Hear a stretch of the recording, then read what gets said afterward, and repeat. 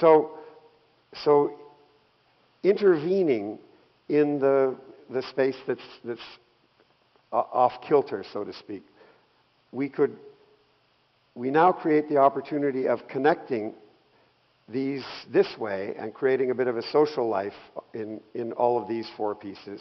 And we can add another couple of hundred students. We're not giving any architectural character, but this is a strategy that's got some long-term implications.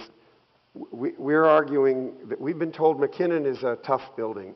I quite like it, actually, but that it's got some problems. It's hard to renovate. It's hard to update. And so we have some other plans, and we think that this might be the only building that one of two that you might knock down in the future. Well, if you build this,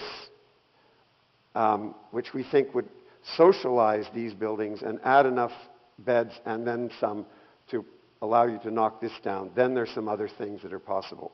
We think this is the great spot, one of the great spots on the campus for a new student center with food, meeting spaces, hangout spaces, clubs, facing a beautiful southerly exposure, views of the golf course, etc., etc. So move number one, add enough space to get rid of McKinnon. Move number two, build this, put the food in it. Move number three, take Dewhurst away. I feel so badly, I just ate lunch there. But Dewhurst is a very strange building. And so now you can add, more housing and get to about a total of 1,050 or 1,100 students, which is, I can't remember, it's close to 400 students more than you have now, should that be part of a plan. So this is actually organizing these with a public route through to connect to the student center and to connect to the main drag here. And instead of having 10 doors, most of which are locked, we would think of this perhaps as a residential unit. So 200 and some odd, I think we have the numbers, 230 students in this zone with now courtyards that are private. They can be opened, but they're part of the student public space. They're more private to the students and usable for the students for barbecues and other things which we'll show. So this would be one possible unit. This is another. So this building might look onto this space, but the doors would all be off this courtyard. This is bigger, 288. There's some little study or social rooms at the end. And then there's a space at the intersection which could be a library, could be study center, just a low building, but there's potential in that location for any number of possible programs. And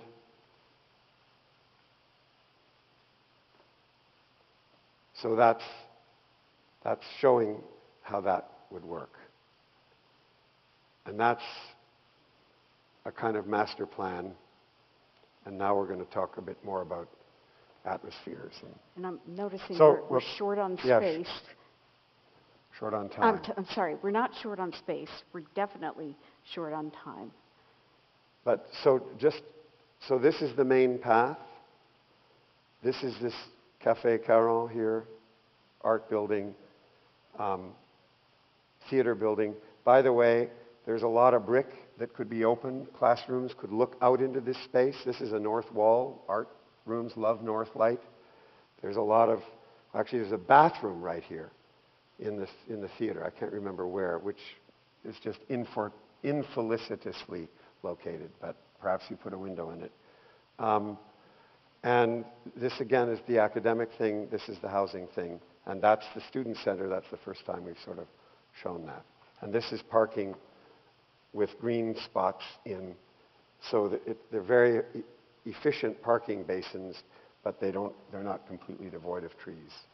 and designed so they can be plowed. So all of these pedestrian routes and anchor of learning and living and organization of the road has all been put into place, but that's not enough. We also have to think about the day-to-day life of the campus, and we call these social spaces. So these are areas that we've identified that in the future could be the center, the kind of the center of gravity as you're moving along that path. So if you look at the quad area plan, you want to fashion it so that the paths are wide enough that you create sort of opportunities for people to meet informally on your way to class, on your way to the library.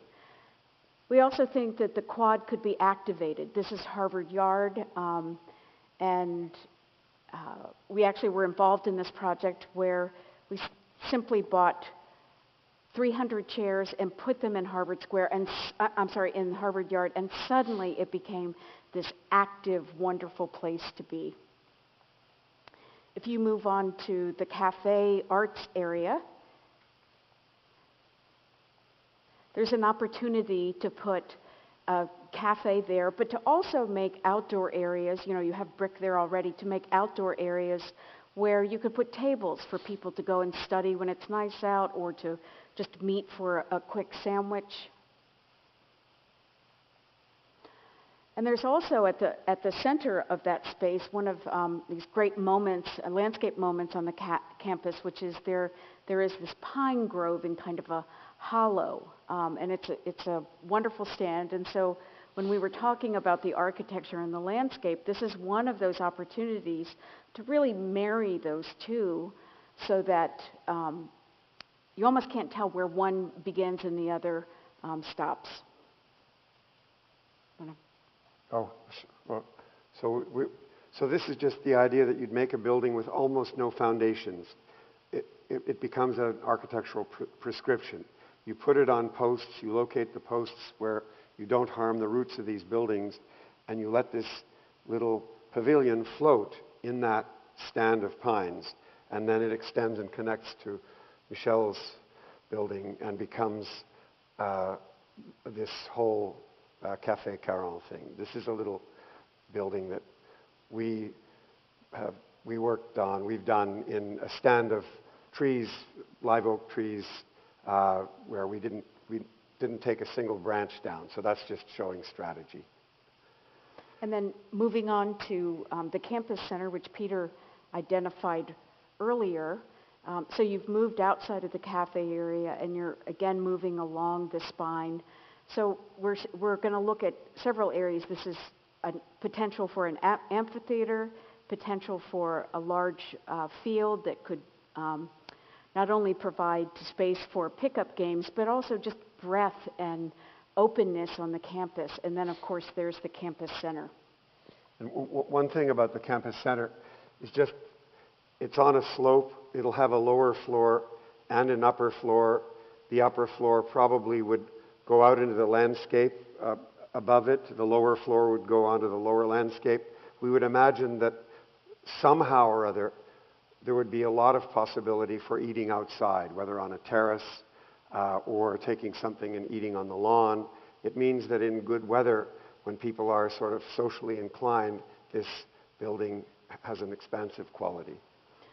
So the amphitheater could be a place that is useful on a day-to-day basis. You might go there to study or to meet. You might have an outdoor class there, but it could be something. This is at Swarthmore.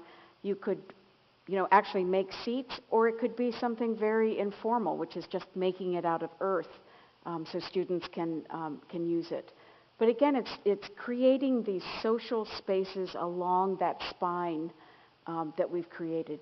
At the campus center, that will be, become the true activity center of the campus, and we think that things should be very special there. So maybe the pavement's different, the way the landscape is organized. Maybe this is the place where you have cafe tables with a bit of color on the umbrellas. And then there should be very distinct uses there. In other words, things you can't find anywhere else on campus. This is at Wellesley College. And the students, when we worked on the master plan there, actually asked for a fire pit. And the campus actually, the campus actually let them have it.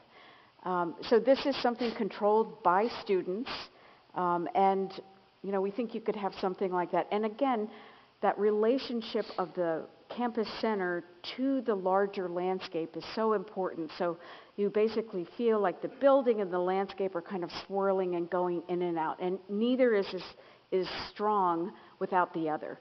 And this landscape previously was in part a parking lot. This is a project we did at Wellesley College.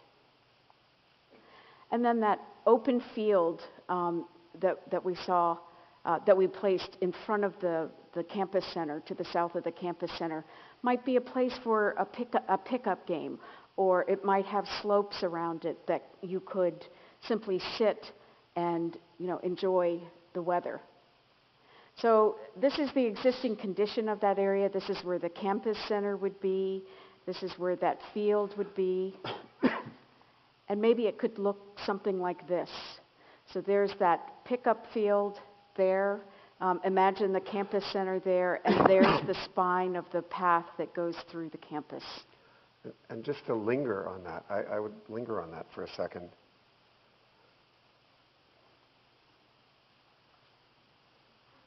Now, this is on a gray day, wide-angle lens, pavement's a little bit exaggerated, but that's a campus. And that also is a campus, but it's hard to imagine if you can't get rid of the cars in the middle, and you do that.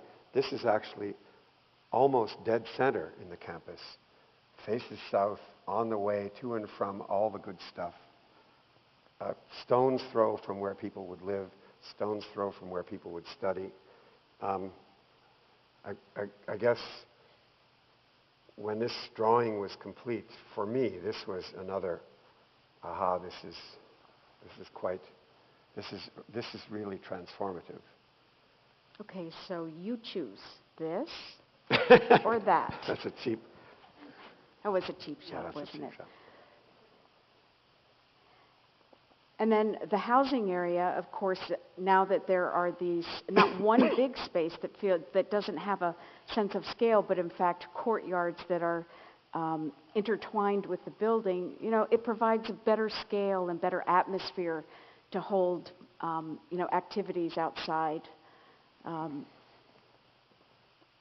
Catching a Frisbee. I think that's at Princeton. So they really do those kinds of things at Princeton.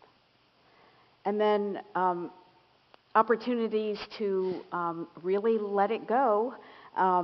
This is at Harvard, and apparently there's a group called Happy Feet that get together. We're not really sure what they're doing. And then we talked about, so those are the everyday spaces, the social spaces, but there are special events and spaces to accommodate those. So before we had all of those spaces kind of in the center of the campus, around the walkways that will intertwine, and now we're looking at kind of a barbell arrangement or bookend arrangement. So there's room and scale for activities in these areas, but the athletics also come into play. So we think that you ought to have a space for all school gatherings. Might be a movie, something casual. And there should be opportunity for outdoor art that could be temporary and something that might make the winter really magical or the night really magical. This is actually a project by Michael van Valkenburg. It was a temporary installation. It's just chain link fence with water sprayed on it.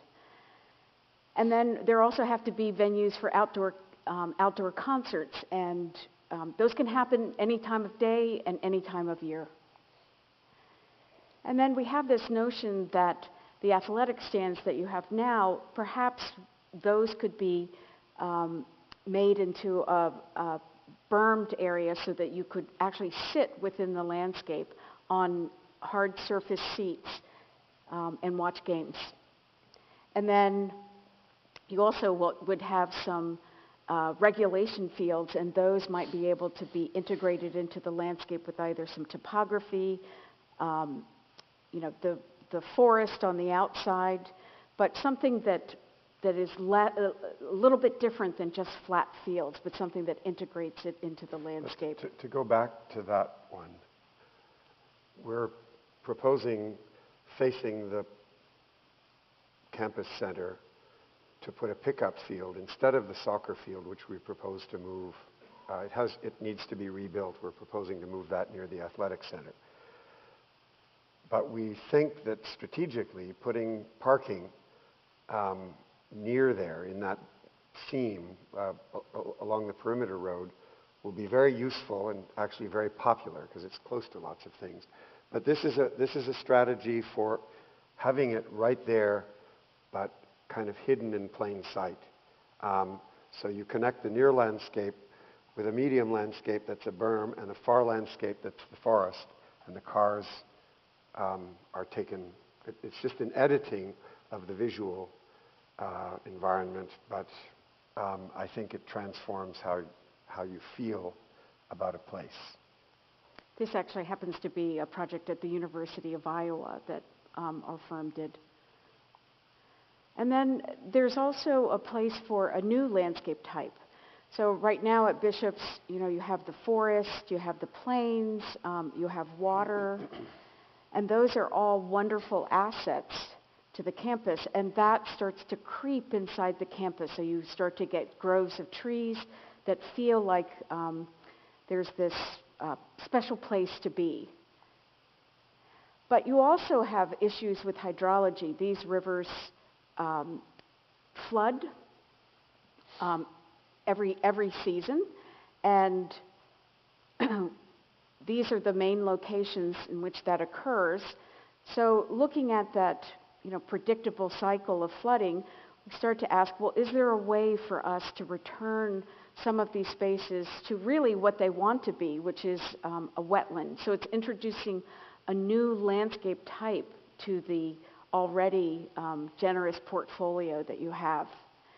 So it would mean taking some of these areas and making them into wetlands, but it could also provide a sustainable aspect, which is, since we've made these large paved areas, those could be drained into the wetlands and the water could be cleansed before it's released back out into the landscape. By the plants themselves.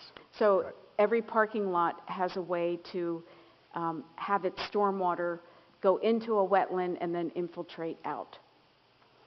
And then notice in this area, which is a field right now over behind the academic center, that also gets flooded. And so maybe you kind of recognize that nature wants to be something else there, and you capitalize on putting new fields there and releasing this one so that it can be a wetland. And then again, the wetland doesn't have to be this piece that's kind of on the outskirts of the campus, but rather something that's really intertwined, and that notion we were talking about before of experiencing the landscape from within the building. And I think we just We're made done. it. So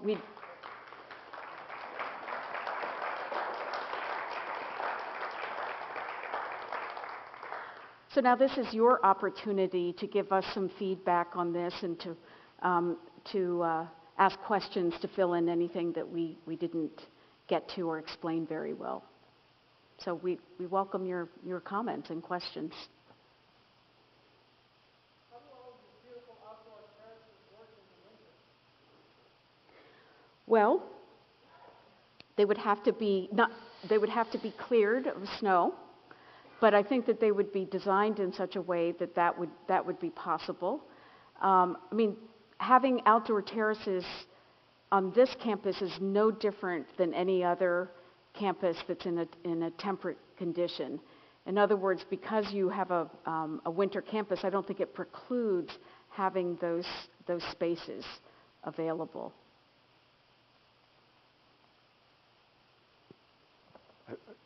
I think one other thing, there's an image that I'm searching for in my archive. I think it's a slide, and it's not digitized, but or a series of images of ice palaces and people sitting there with those, baking their faces with aluminum bendy things.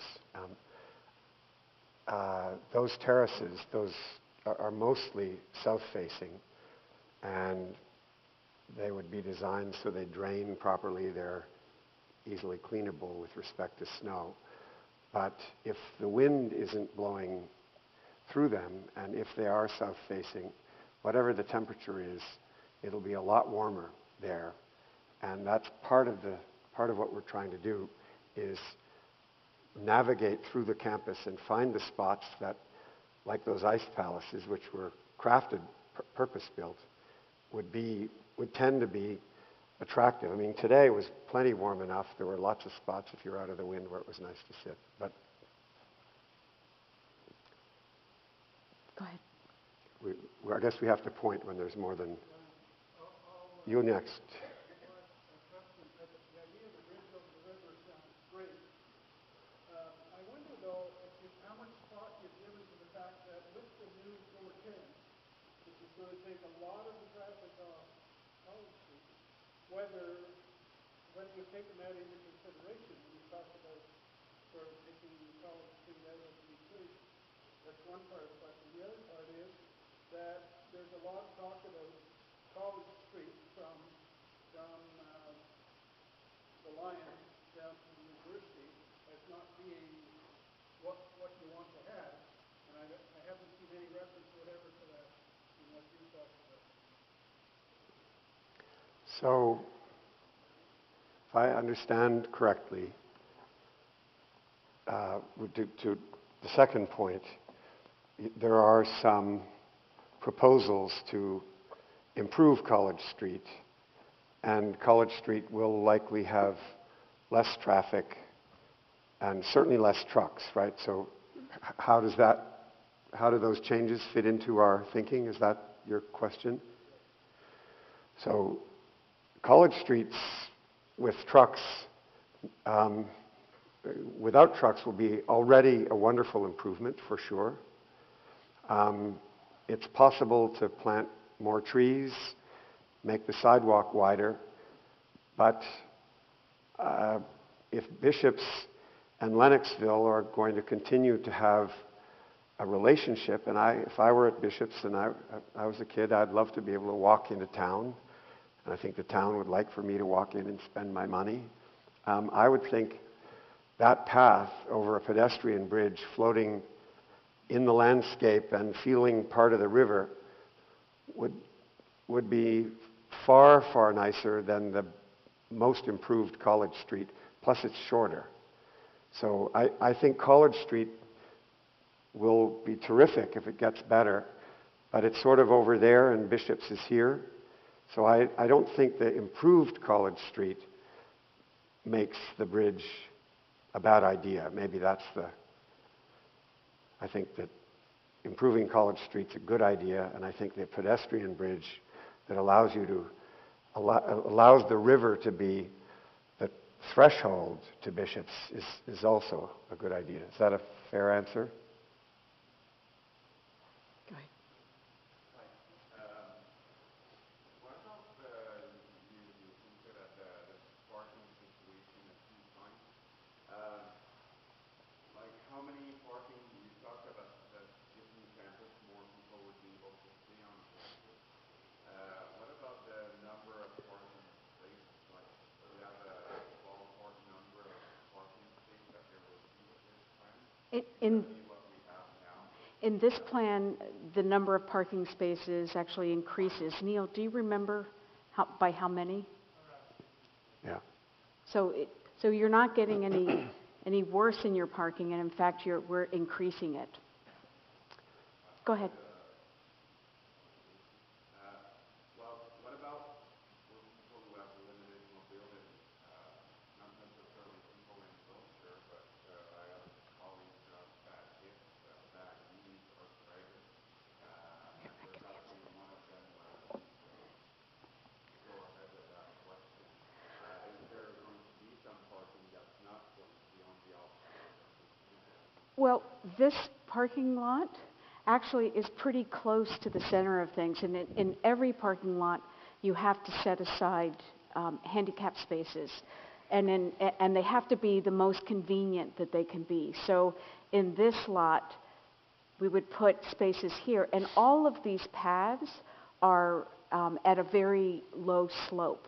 In other words, we would certainly not make them over 5%, and because of your weather, I think that we would strive to make them even more shallow. So in fact, we're improving the closeness of someone who has limited mobility, but we're also making the pathways much more organized so that they can get around. Right now, people have to kind of weave through the traffic in order to move through the campus.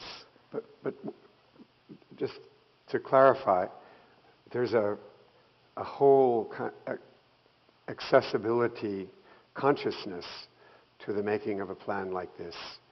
And if there are people with special needs,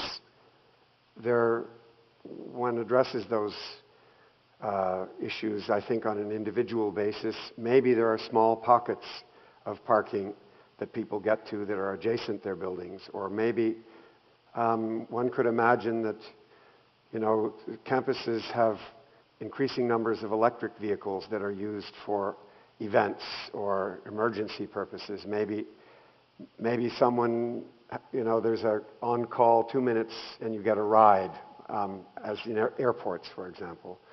But I think the access issue is something we haven't talked about, but is quite embedded in the thinking, and I think can be developed. All of those issues can be solved within the context of the bones of a plan like this.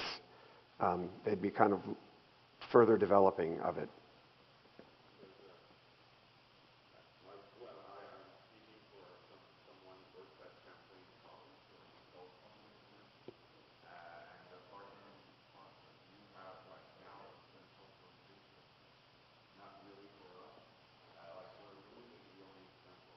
Well, this space, if you remember the diagram, this is actually pretty close. Remember, the parking lot right now is that, and we're extending it out.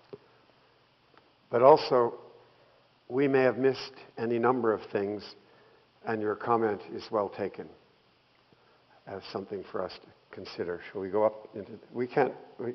up there? Sure. I'm sure we're not doing this in sequence, but... Ah, you didn't read the flyer.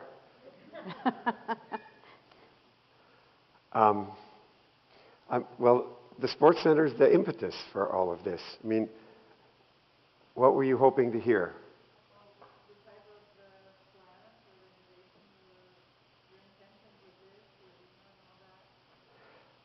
I think the only thing that this is a discussion of the master plan, and the only thing we would say, can I have a little gadget, is that, this is a new rink.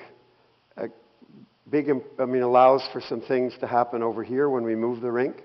This is another gymnasium, and there'll be ways in and out here, and in and out there. So that means we can put athletic fields down here, but I think that's another day. The master. So this, I guess we should say, is with respect to the master plan, the athletic building is kind of the end of the line. As you move out here, A, Bishop's Land runs out, and B, a lot of it is protected as wetland and not a place to build. So you can think of this as a much improved center for all things athletic and anything related, and a real sort of destination, let's say, and very intentionally at the very end of this project. Oh, yes, sorry. As a master plan, it's very general, and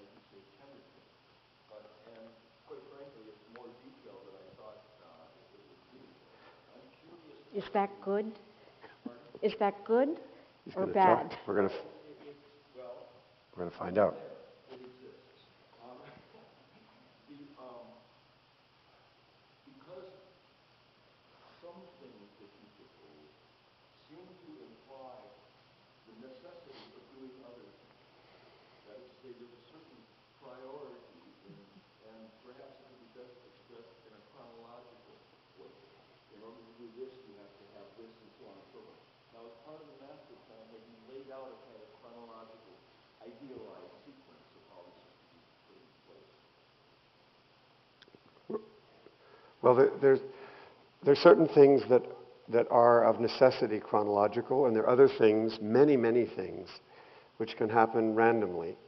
And when the opportunity to do a building, or someone gives money and you can name a space after them, comes up, when those opportunities come up, the master plan can suggest where those opportunities can be deployed. But yes, there's certainly, I mean, you can't begin to address the center of the campus and the greening of it before the perimeter road. That path down the middle could be done without the hole through Pollock and without the bridge, but we think those things would be pretty good. So we have thought about chronological necessity and things that don't depend on any chronology, and we could talk to that, but I think we're not, let's say we've thought about it and we could address it in detail in some other forum. Yes, sorry. Oh, well, One of your points at the introduction was the grand entrance or special entrance to the campus. Was the pedestrian bridge versus that? Because right now, what is the entrance?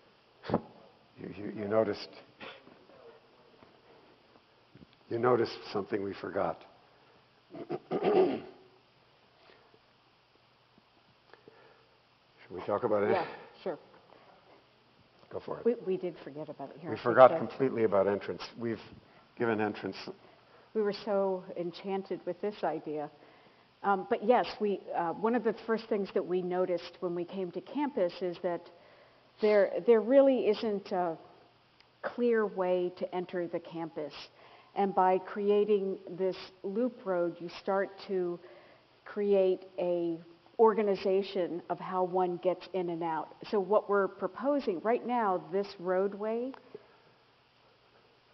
that's how you enter campus. And you are positioned where you look right through this area. And even though the historic buildings are there, they're not really featured well. And so that's a bit of an awkward way to come in. And so we thought that if we could create an entry that would come at a right angle to the road, that would make a better functioning area. Of course, we need to think about how this island works and talk with the city about traffic, etc. But as a general concept, we're thinking that this would be the entry. You would have a great view to the rear, to the most important building, certainly the most historic building on campus. At the same time, that might not be the day-to-day route. In fact, we're suggesting it's not, but we're saying that people enter the campus from this direction and can kind of easily, get themselves oriented and to the places that they need to park. So this is effectively the day-to-day entrance. It's a road that leads you to parking lots 1 through 4, and that's it.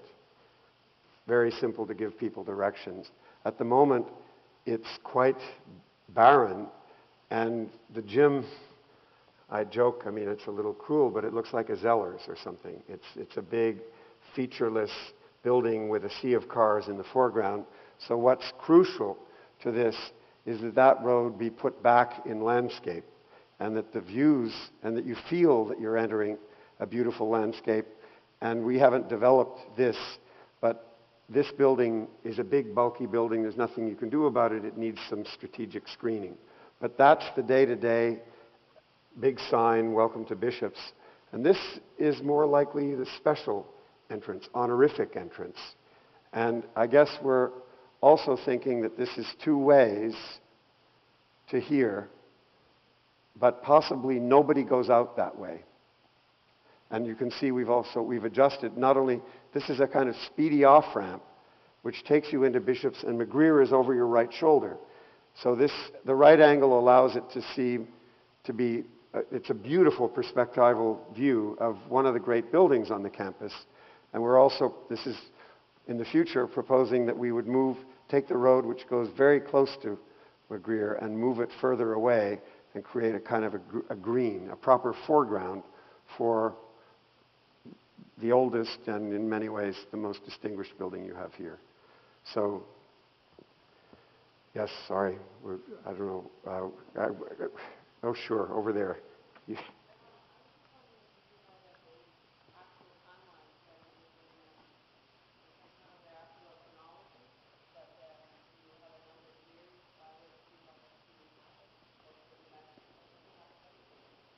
Well, we'd love it to happen in the next 3 years and for us to work on all of it. But the reality is I think what master plans do is they clarify the future, and sometimes they reveal opportunities the good ones always reveal opportunities that otherwise were not so much in evidence. And they are often catalytic. Every master plan we've ever worked on has precipitated significant fundraising. I've been part of fundraising, and in many cases, quite a bit of money, unanticipated money came in. But this is really just a blueprint for moving forward as money and opportunity presents itself. So, you could imagine doing a lot of this in a 10-year time frame if everything went well. You could imagine, who knows, we can't predict the future. But also master plans are living documents. In other words, you might build a project and then update the master plan. Wellesley College is using a master plan that was done at the turn of the century. Obviously, it's been greatly changed over the years, but the core ideas and the core organization stays. Wellesley's a terrific example, and a number of other universities have master plans that go back 100 years. Properly considered and, documents that have been prepared with lots of analysis and lots of feedback can have a long and happy life. New York City's a master plan that was made in the 19th century, going pretty strong. But we actually, not everything you work on goes that well. You've got to be honest. Not every building we've done or every landscape they've done is our favorite or the one that we think is really fabulous. But we think there's some very good stuff here and some really transformative things for very modest cost. Of course, that's us. No. Don't. Go ahead. How many, just to ask somebody else, it's 10 of 6. We're good. We don't have anywhere else to go, but should we limit the questions or? I think we should be done by 6. So we'll go as long as. So go ahead. Good.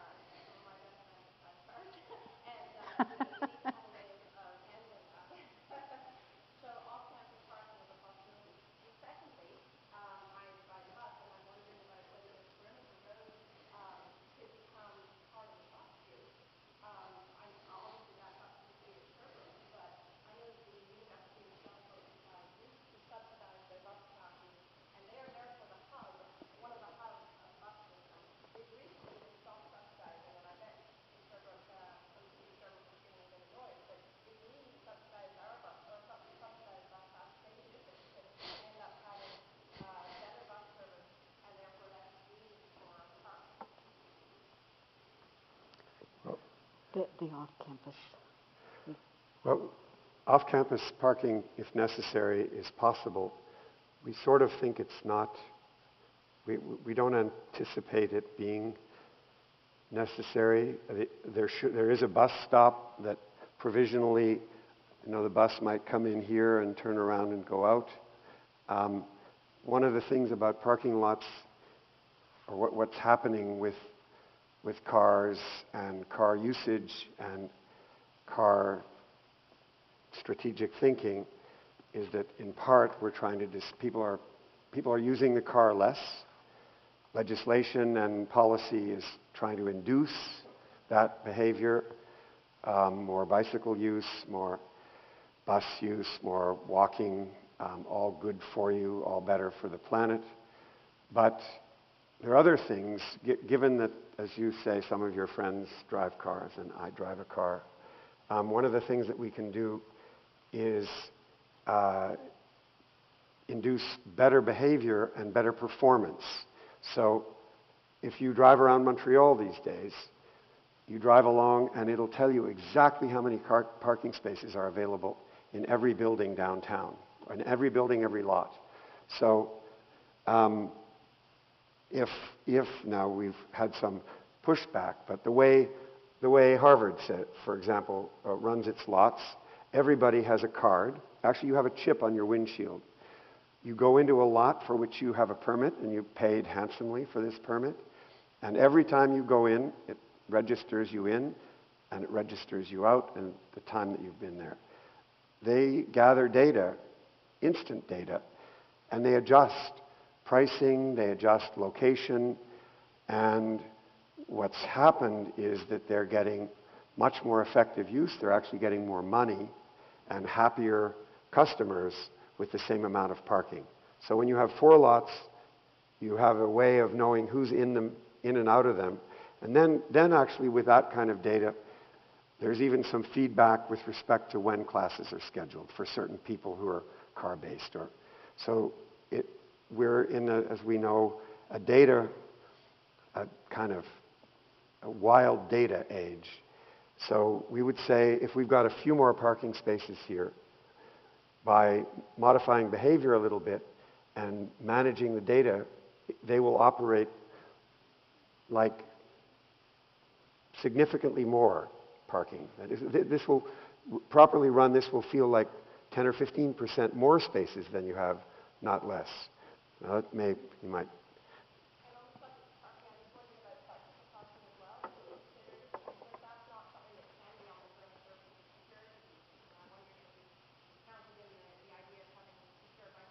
Every building. Yeah. Sure.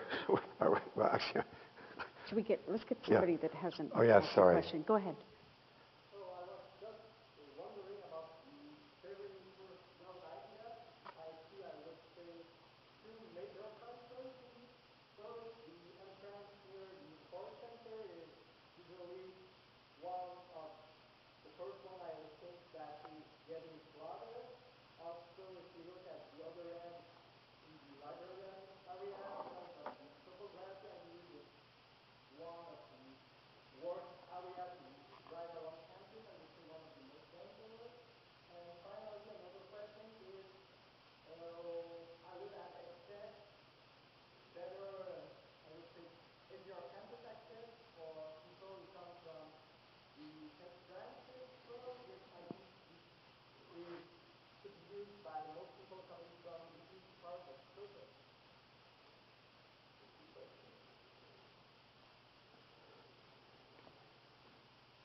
I didn't understand the last part of your question. He's asking about, right. Coming here? Or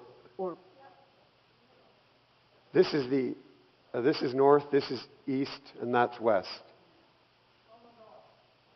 From the Coming north. from the north. So all turns are possible here, but you can't go into the campus there. So this is one way in, and this would be the second way in. But we really do think that this should be the 95% entry. And this should be for recruiting new students and their parents.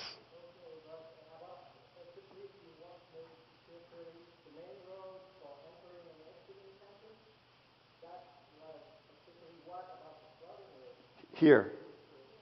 Yes. Well, so that's an issue to address. Although, notice that we've placed a wetland there, which can go a long way. I mean, you have to look at the hydrology of the area and study this very carefully. But we've purposely put a wetland there so that it could start to help to control some of that flooding. Go ahead.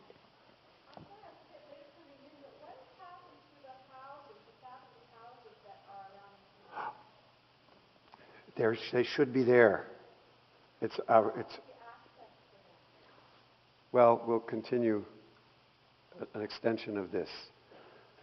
Sorry, this is an egregious. We'll correct this by tomorrow. How did you notice with all the other wonderful stuff?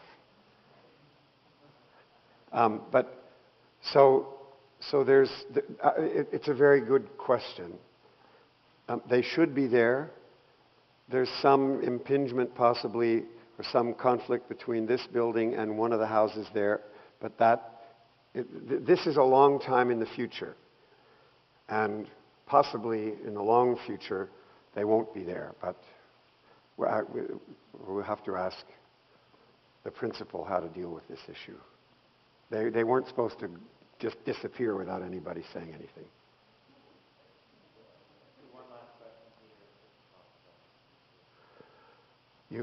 Somebody who hasn't asked a question? Did you not ask a question? We just thought you asked a question. Oh, okay. Oh. You had your hand up long ago, too. Again, I really love this idea of creating a green space. I'm appalled at how much fun it is. One thing, though, I would like to ask is a lot of your pictures are obviously from U.S. universities, which are in a more southern locale than us. Also, we're primarily undergraduate, so the majority of our students at this point leave by the end of April. So a lot of this beautiful green space that we have will be beautiful and green when there aren't a lot of trees. So to cut to the point, is there a way we could consider introducing some sort of an atrium green space so that we could affect the green space during our, November 1st to April 31st winter, and students could have some sort of an atrium-based green space, common space,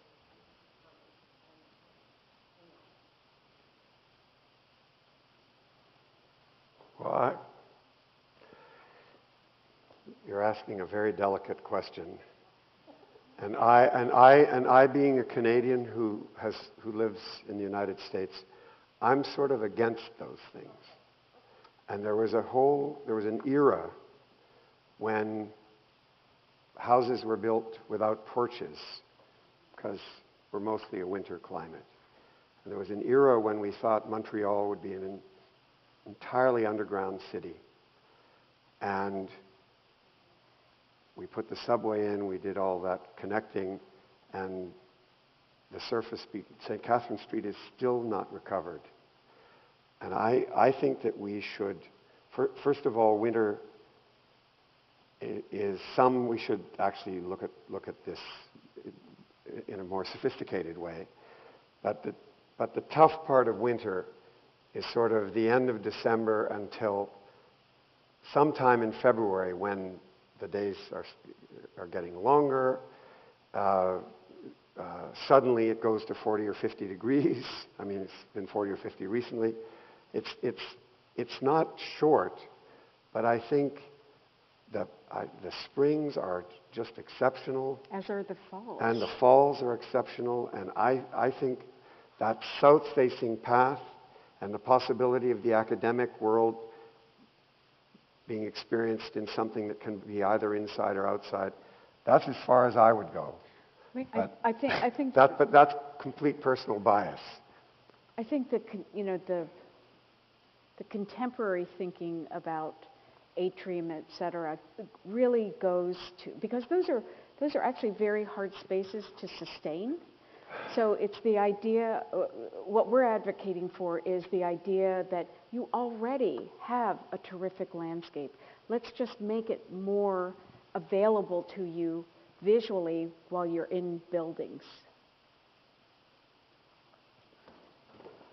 So, just want to say thank you to Peter and Laura, and thank all of you. And as I say, if you think more about this and you have ideas, there is a website, and you should add your comments. And if you want to hear this again, come tomorrow at, I think, 10 o'clock, and the discussion will continue. So, thank you, everybody. Thank you. Thank you very much. Thank you.